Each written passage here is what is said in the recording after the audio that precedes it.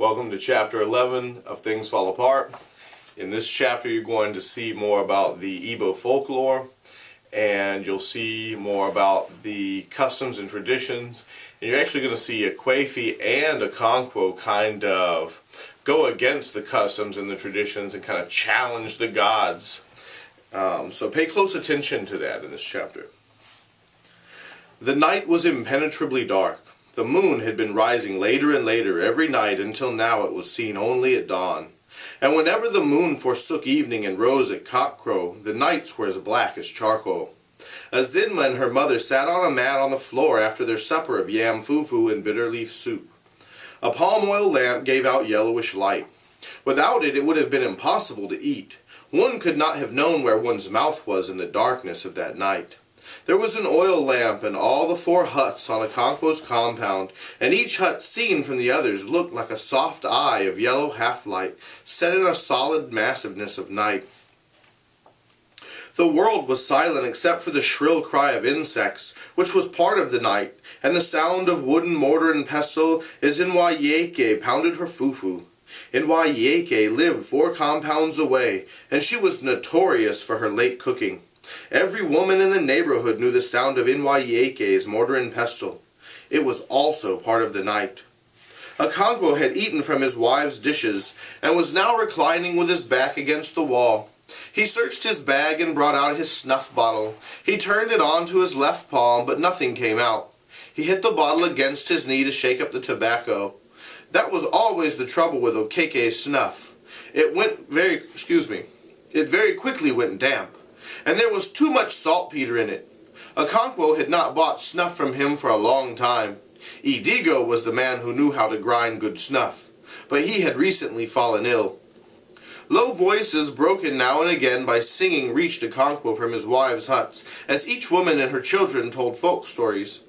Kwefi and her daughter Azinma sat on a mat on the floor. It was Kwefi's turn to tell a story.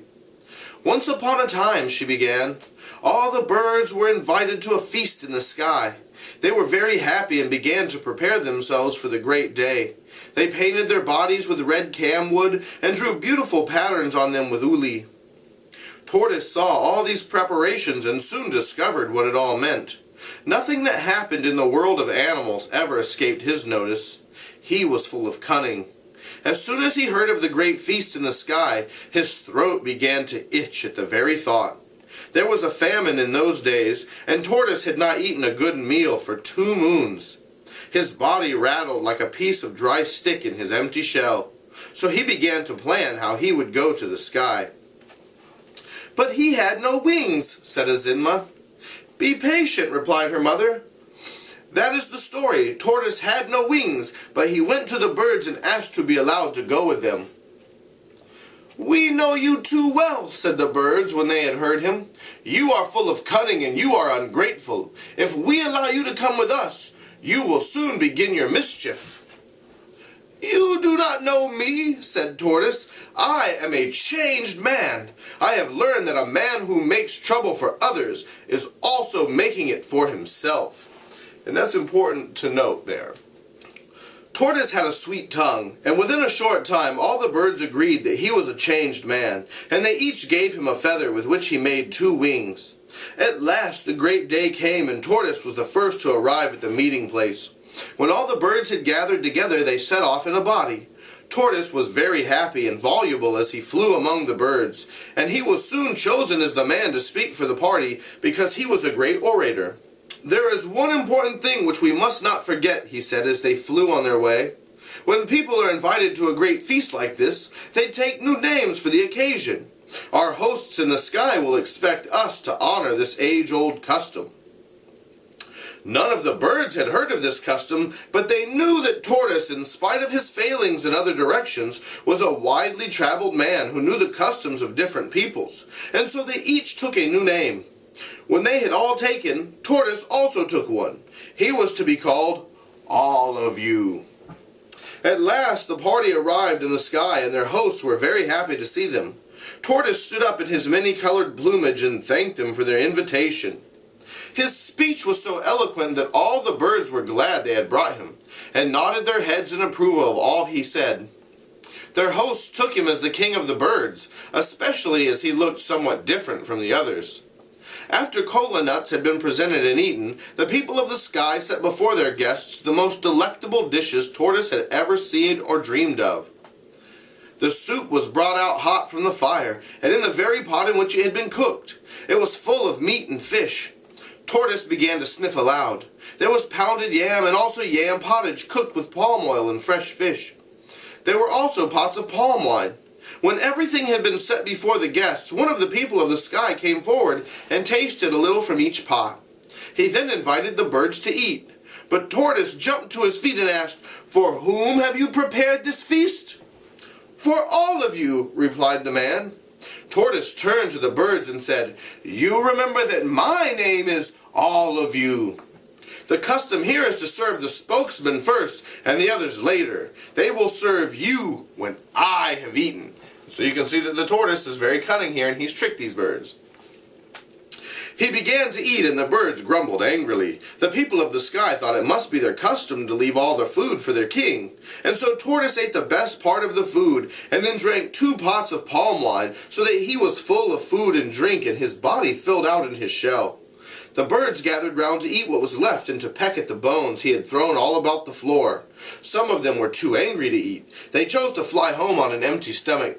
But before they left, each took back the feather he had lent to Tortoise, and there he stood in his hard shell full of food and wine, but without any wings to fly home. He asked the birds to take a message for his wife, but they all refused. In the end, Parrot, who had felt more angry than the others, suddenly changed his mind and agreed to take the message.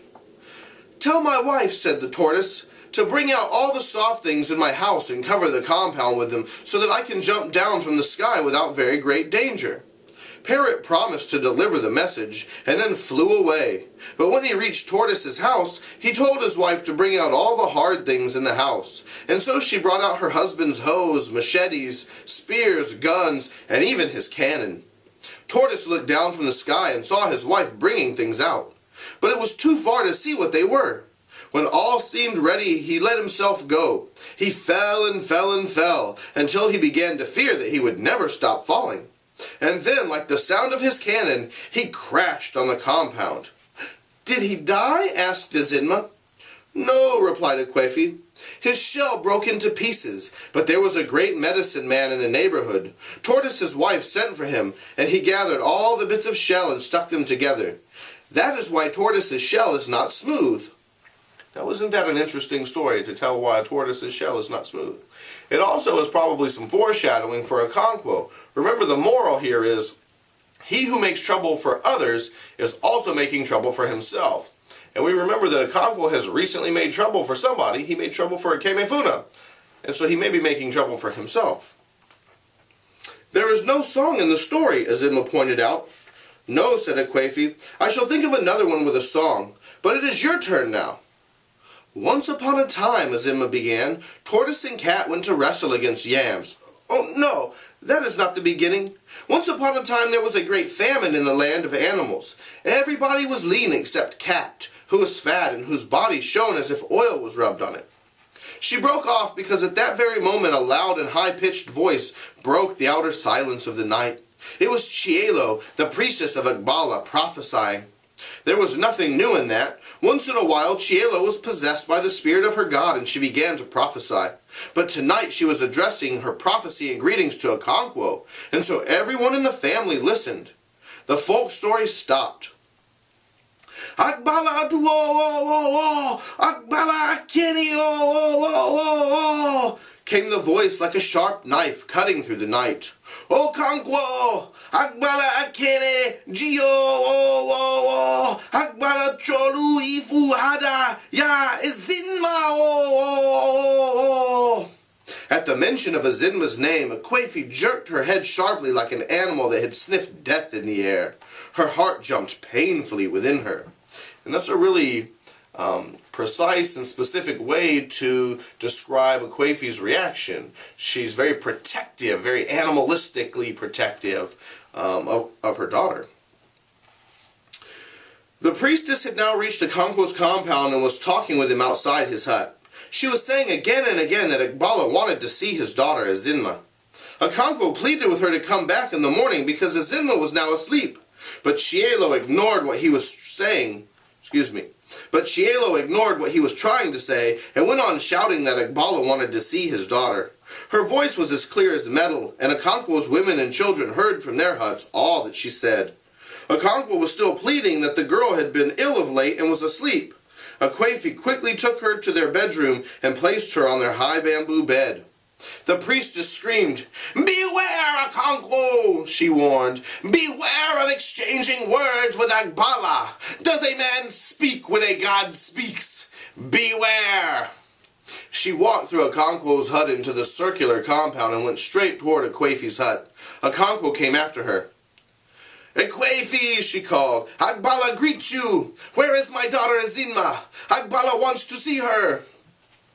Akwefi came out from her hut, carrying her oil lamp in her left hand. There was a light wind blowing, so she cupped her right hand to shelter the flame. Nwoye's mother, also carrying an oil lamp, emerged from her hut. The children stood in darkness outside their hut watching the strange event. Okonkwo's youngest wife also came out and joined the others.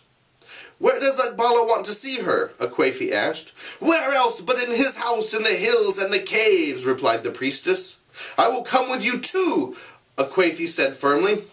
"Tufia! Ah!" The priestess cursed, her voice cracking like the angry bark of thunder in the dry season. "How dare you, woman, to go before the mighty Agbala of your own accord? Beware, woman, lest he strike you in his anger. Bring me my daughter." Akwefi went into her hut and came out again with Azinma. "Come, my daughter," said the priestess. "I shall carry you on my back. A baby on its mother's back does not know that the way is long." So you've been told, or Akwefi's been told, that she shouldn't be talking back to Chielo, she shouldn't be trying to go with her, because if any of this happens, the gods may strike her down. Azinma began to cry. She was used to Chielo calling her my daughter, but it was a different Chielo she now saw in the yellow half-light. "Don't cry, my daughter," said the priestess, "lest Agbala be angry with you." "Don't cry," said Akwefi. "She will bring you back very soon. I shall give you some fish to eat." She went into the hut again and brought down the smoke-black basket in which she kept her dried fish and other ingredients for cooking soup. She broke a piece in two and gave it to Azinma, who clung to her. "Don't be afraid," said Akwefi, stroking her head, which was shaved in places, leaving a regular pattern of hair. They went outside again. The priestess bent down on one knee and Azinma climbed on her back. Her left palm closed on her fish, and her eyes gleaming with tears. "Agbala duo! Agbala akenio!" Chielo began once again to chant greetings to her god. She turned round sharply and walked through Okonkwo's hut, bending very low at the eaves. Azinma was crying loudly now, calling on her mother. The two voices disappeared into the thick darkness. A strange and sudden weakness descended on Akwefi as she stood gazing in the direction of the voices, like a hen whose only chick has been carried away by a kite. Azinma's voice soon faded away, and only Chielo was heard moving farther and farther into the distance. "Why do you stand there as though she had been kidnapped?" asked Okonkwo as he went back to his hut. "She will bring her back soon," Nwoye's mother said. But Akwefi did not hear these consolations. She stood for a while, and then all of a sudden made up her mind. She hurried through Okonkwo's hut and went outside. "Where are you going?" he asked. "I am following Chielo," she replied, and disappeared in the darkness. Okonkwo cleared his throat and brought out his snuff bottle from the goatskin bag by his side. So that shows you that Akwefi cares more about her daughter than she does about the wrath of the gods.